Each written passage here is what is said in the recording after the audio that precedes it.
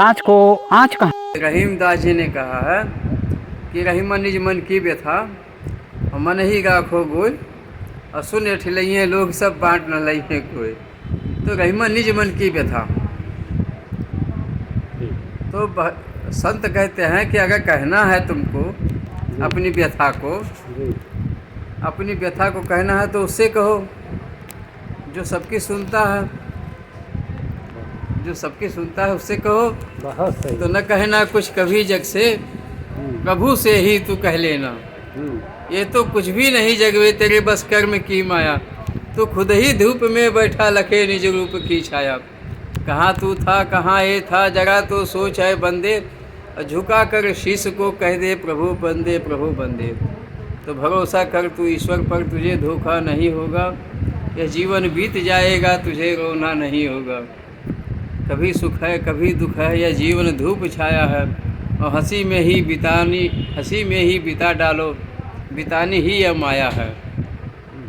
तो इस तरह से इस संसार में आकर और कुछ पता नहीं है अगले क्षण क्या होगा। हर मौसम को सर्दी झेल रहा है, ये गर्मी झेल रहा है, विपरीत जितनी परिस्थितियां हैं शरीर की के लिए वो ये शरीर झेल रहा है। जैसे एक समय था बचपना में कि भरी दोपहरिया में बच्चे इधर उधर टहल कर गाँव भर टहल कर चले आते थे, लेकिन अब इस उम्र में 10 बजे के बाद हिम्मत ना पड़त कि बाहर निकला जाए। घाम बहुत तेज लागत है ना, शरीर में क्षमता उतनी है नहीं, और बच्चे हैं तो उनको कोई फ़र्क नहीं पड़ता। हम लोग परेशान होते हैं कि काहे भैया घामे में जाते हैं, परेशान हो जाबा, और वो कहा था हमें कोनो फ़र्क ना पड़ता क्षमता। तो अब खून का जैसे बनना, खून का दौड़ा ये बराबर नहीं है। तो शरीर में अगर खून का दौरा ढंग से नहीं है तो शरीर के अंग प्रभावित होते हैं, है ना। और दर्द होना, शरीर के अंगों में दर्द होना, नींद का अभाव, अच्छे स्वास्थ्य के लिए अच्छा नींद भी होना ज़रूरी है। अब नींद नहीं पर्याप्त मिल रही है या सोने नहीं मिल रहा है, कुछ ऐसे शरीर के अंग हैं कि वो परेशान कर रहे हैं, नहीं दे रहे सोने। अच्छा, आप सुबह भी बोझिल मन से उठे, काम करना है, उठना है, नित्य कर्म करना है, लेकिन उतना उत्साह नहीं रह जाता है। फिर तो चल रहा काम, जो कोई मिल रहा है हाल चाल पूछ रहा है तो कह देते हैं कि हाँ ठीक है। अच्छा, इतना जो सुना आपने, इतना सुनने के लिए किसी के पास समय नहीं है। अगर उसने पूछ लिया कि क्या हाल चाल है तो मात्र इतना ही सुनना चाहता है कि हाँ सब ठीक है, यही सुनना चाहता है।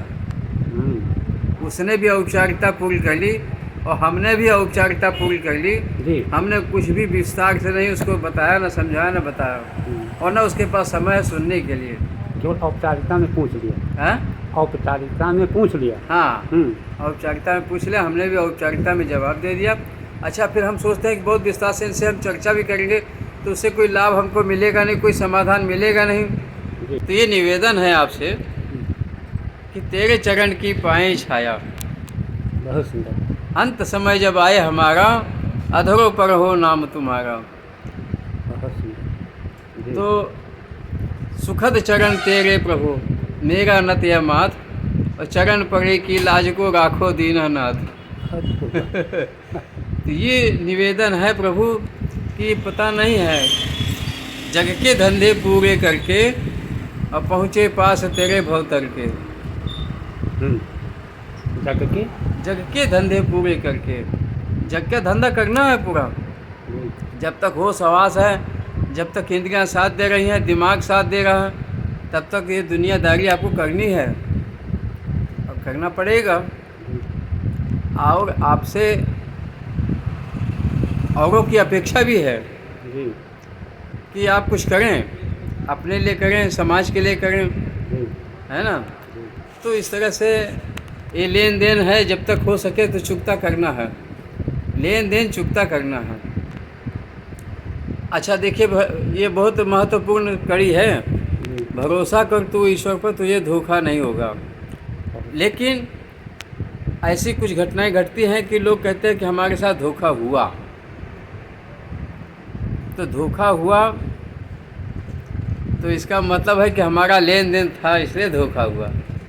उसने धोखा दिया और कामयाब हो गया, इसका मतलब कि वह उसका हमारा कुछ हिसाब किताब था। बहुत ऊंची बात आप बोल रहे हैं, बहुत ऊंची। अरे स्वामी दयानंद जी को 59 साल में जहर दिया गया, उनके रसोइया ने जहर दिया, धोखा हुआ। लेकिन उन्होंने क्या कहा, भगवान ने, दयानंद जी ने कहा कि इसमें तुम्हारा दोष नहीं है जिसने जहर दिया। हाँ। ये प्रभु की व्यवस्था है, तुम माध्यम बने हो। और मेरा समय पूरा हो गया है और मैं तो बच नहीं पाऊंगा, लेकिन तुम्हें भी कोई बचा नहीं पाएगा, इसलिए तुम यहाँ से भाग जाओ। कुछ पैसे दिए, कुछ उसको बताया, तरीका बताया कि कैसे बचोगे, भाग जाओ, विदेश चले जाओ, नेपाल चले जाओ, और मेरी तरफ से निश्चिंत रहना, किसी कुछ पता नहीं चलेगा। परिणाम स्वरूप 1 महीना तक जीवित रहे। 1 महीने तक? हाँ, विष देने के 1 महीना तक जीवित रहे और हालत बिगड़ती गई उनकी। वैद्य, हकीम, डॉक्टर सब आए, देखे उनके शरीर को, देखा, परीक्षा किया गया उनके शरीर का, तो ये पता चला कि इस विष, शरीर पर विष का प्रयोग हुआ है। तो स्वामी दयानंद जी ने ये भी नहीं कहा कि आप जो कह रहे हो ठीक है, हमको दिया गया है, ऐसा नहीं कहा। उनका कोई समर्थन नहीं किया। लगता है इस शरीर पर विष का प्रयोग हुआ है, वैद्य जी ने कहा। लेकिन उन्होंने कहा कि इस पर कोई, हाँ ठीक कहा था। अगर वो कह देते कि हाँ ठीक कह रहे हो, तो कैसे क्या हुआ, किसने किया, तो हम लाख कहे कि उसको कुछ मत कहो, लेकिन लोग छोड़ेंगे नहीं। तो अंत में जब शरीर छूटने का नंबर आया, तो स्वामी दयानंद जी कह रहे हैं, भगवान से कह रहे हैं, किसी से कह नहीं रहे, सबको हटा दिया सामने से। शाम के समय था, दिवाली के दिन, 5:30 बजे का समय था। सबको हटा दिया सामने से, भगवान से प्रार्थना कर रहे हैं। अंतिम वाक्य स्वामी जी के, प्रभु तेरी इच्छा पूर्ण हो। 59 साल की उम्र में शरीर छूट रहा है, अखंड ब्रह्मचारी का, और वेद भाष्य उनका छूट रहा था। वेद भाष्य पूरा नहीं कर पाए थे चारों, सिर्फ एक वेद का कर लिए थे, यजुर्वेद का पूरा भाष्य। ऋग्वेद का सिर्फ 7 मंडल तक उन्होंने भाष्य किया था। 10 मंडल हैं, सिर्फ 7 मंडल में कुछ अध्याय तक हुआ था। तो वो बात छूट गई थी उनको। इसका जगह सा वो था, मलाल था कि नहीं कर पाए हम पूरा। लेकिन फिर भी उन्होंने भगवान से ये नहीं शिकायत किया। भजन कह रहा है कि न कहना कुछ कभी जग से, प्रभु से ही तू कह लेना। लेकिन संत क्या कह रहा है, भगवान से भी शिकायत नहीं कर रहा है कि हमारे साथ क्यों ऐसा हुआ, हमारे साथ क्यों हुआ। आपका ही तो काम कर रहे थे, हम वेद भाषा ही तो कर रहे थे, हमको क्यों नहीं बचाया। लेकिन नहीं, उन्होंने कहा तेरी इच्छा पूर्ण हो। दूसरी वाक्य कहा तेरी इच्छा पूर्ण हो। तीसरा वाक्य कहा तूने अच्छी लीला की, और शरीर छूट गया। तो कहने का तात्पर्य है कि ये कोई ठिकाना नहीं शरीर का कि कब छूट जाए, लेकिन भाव बना रहे, ये निवेदन है। अंत समय जब आए हमारा, अधरों पर हो नाम तुम्हारा। प्रभु जब टूटे यह जग माया, तेरे चरण की पाए छाया। ओम बोल रसना घड़ी घड़ी, मुखमंडल में पड़ी पड़ी, और मौत सिरहाने खड़ी खड़ी। तो हम जब से पैदा हुए तब से मौत हमारे साथ खड़ी है। इसीलिए हम संतों ने कहा है कि मौत खड़ी है साथ में, इसलिए ओम बोल रसना घड़ी घड़ी, और मुखमंडल में पड़ी पड़ी। क्योंकि कोई ठिकाना नहीं है कि कब जीवन की डोर टूट जाए। है कि नहीं, चाहे बच्चा हो चाहे जवान हो, कहीं भी, कि अभी तक तो ठीक ठाक थे, क्या हो गया अचानक में। तो ये प्रभु की व्यवस्था है, तो कर्म का खेल है सब।